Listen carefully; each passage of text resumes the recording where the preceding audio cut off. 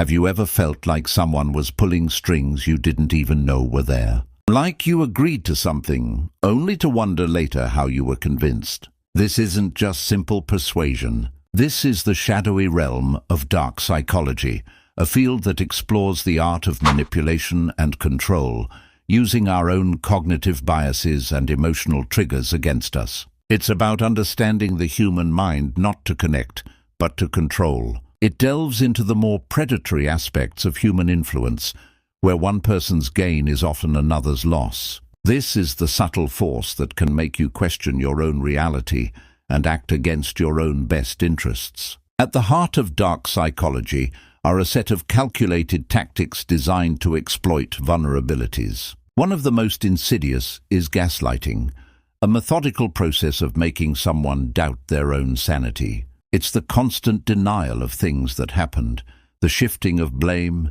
and the strategic twisting of words until the victim no longer trusts their own memory or perception. Then there is mirroring, a technique where the manipulator subtly imitates another person's body language, speech patterns, and even their attitudes. This creates a false, rapid sense of rapport and trust, making the target feel understood and lowering their defenses. They feel an instant connection, not realizing it's a manufactured bond designed to make them more pliable and open to suggestion. It's crucial to understand where the ethical line is drawn. Persuasion, in its healthy form, is a part of everyday life. It's about presenting a compelling argument, sharing your enthusiasm, and allowing others to make an informed choice. It respects autonomy and is based on mutual benefit. Dark manipulation, however, crosses a line into coercion and deceit. It operates in the shadows, preying on fear, insecurity, and guilt. The intent is not to convince, but to conquer. While a good salesperson might persuade you of a product's benefits, a manipulator will make you feel inadequate without it. The key difference lies in intent and transparency. Persuasion is a dialogue, while manipulation is a monologue of control. So, how do you defend yourself against these unseen forces? The first and most powerful shield is awareness. Learn to recognize these tactics for what they are. Pay close attention to your emotions. If you consistently feel confused, anxious, or guilty after interacting with a specific person, it's a significant red flag. Trust your intuition. That nagging feeling in your gut is often your subconscious mind picking up on cues that your conscious mind has missed. Another vital step is to establish and enforce strong personal boundaries. Learn to say no without feeling the need to justify your decision. A manipulator thrives on pushing past your limits, so a firm boundary is their greatest obstacle. Seeking an outside perspective from a trusted friend or professional can also help you see the situation clearly, breaking the manipulator's isolated narrative. In the end, understanding dark psychology isn't about learning to use these tactics yourself. It's about arming yourself with the knowledge to recognize and neutralize them. It's a tool for self-preservation in a world where not all influence is positive.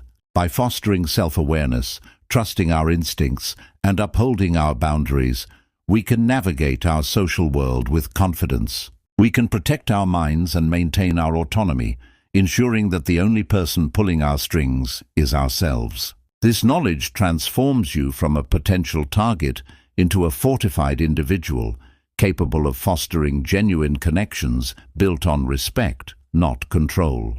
Did you know that over half of our communication is nonverbal? We're constantly sending and receiving silent signals, whether we realize it or not. Imagine walking into a bustling cafe. You see a couple leaning in close, sharing a quiet smile. Across the room, a man sits alone, arms crossed, staring intently at his phone. In an office, a woman nods enthusiastically during a presentation, while her colleague next to her subtly shifts his weight, glancing at the clock. These are the unspoken conversations happening all around us, every single day. From a friendly wave in the park to a tense, stiff posture in a meeting, our bodies are telling a story. Understanding this hidden language can completely change the way you interact with the world, giving you a deeper insight into the people you meet and the situations you encounter. So how can you start deciphering these clues? Let's begin with the most expressive part of our body, the face. Our facial expressions are a powerful window into our true feelings. Think about those tiny, fleeting expressions that flash across someone's face in a fraction of a second, what experts call micro-expressions. A brief, almost imperceptible frown might betray concern, even when someone is saying everything is fine.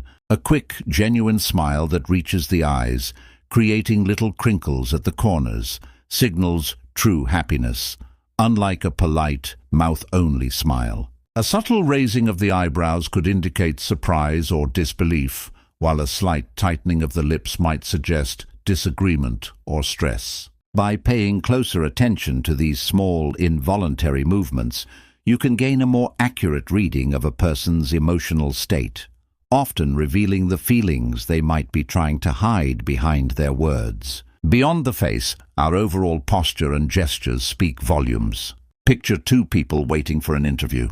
Person A sits hunched over, arms crossed tightly over their chest, and avoids eye contact. This closed posture can signal defensiveness, anxiety, or a lack of confidence. It creates an invisible barrier, suggesting they are uncomfortable or closed off to interaction. Now contrast that with person B. They are sitting upright, with their shoulders back and their arms resting comfortably at their sides. Their posture is open and expansive, taking up space and projecting confidence and ease. They make relaxed eye contact with others in the room. This kind of open body language communicates approachability and self-assurance. Even simple hand gestures, like using open palms while speaking, can convey honesty and sincerity, while fidgeting or hiding your hands might be interpreted as nervousness or deceptiveness. Finally, consider the concept of proxemics, or the way we use space. The physical distance we maintain between ourselves and others is a powerful, unspoken form of communication that reflects our relationship and comfort level. Imagine two colleagues standing close together, easily sharing a document and chatting. Their proximity suggests a comfortable and familiar rapport. Now, picture another scenario where one person takes a step back when the other gets too close. This subtle shift in distance can indicate discomfort, a need for personal space, or a more formal relationship. When someone invades our personal bubble, we can feel tense and uneasy, while maintaining a respectful distance can foster a sense of safety and trust. Observing how people navigate and react to personal space can give you valuable insights into the dynamics of their relationships and their feelings in a given moment. Now let's put it all together. Imagine a young woman in a mock job interview. She says she's confident and a great team player, but the interviewer, the man, notices something more. Her voice is steady, but she's tapping her foot almost imperceptibly under the table. While she maintains eye contact, she repeatedly touches her neck, a self-soothing gesture that often indicates nervousness. The interviewer sees a slight purse of her lips when he mentions high-pressure deadlines. By reading these subtle, non-verbal cues, he understands that while she has the right answers, she's likely feeling anxious about the role's demands. This deeper understanding allows for a more empathetic and insightful conversation. As we become more fluent in this silent language, we build stronger connections.